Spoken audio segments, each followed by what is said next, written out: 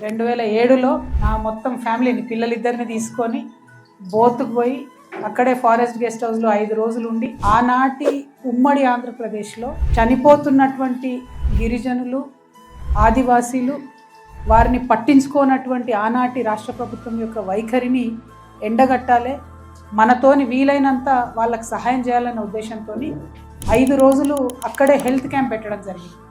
అన్నీ అక్కడ ఉండేటటువంటి ప్రాంతంలో చుట్టూ ఉన్నటువంటి తండాల నుంచి, చుట్టూ ఉన్నటువంటి గూడాల నుంచి, గోండు పల్లెల నుంచి, అన్నిటి నుంచి కూడా తరలించుకొని పెద్ద మెగా క్యాంప్ 5 ఫుల్ డేస్ పెట్టడం జరిగింది.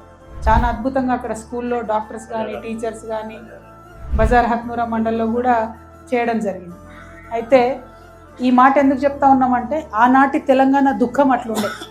వాన పడితే ఆనాడు మన్యంలో ఉన్నటువంటి వారందరికీ జ్వరం వచ్చే పరిస్థితి ఉండే, తాగడానికి మంచినీళ్ళు లేనటువంటి పరిస్థితి ఉండే.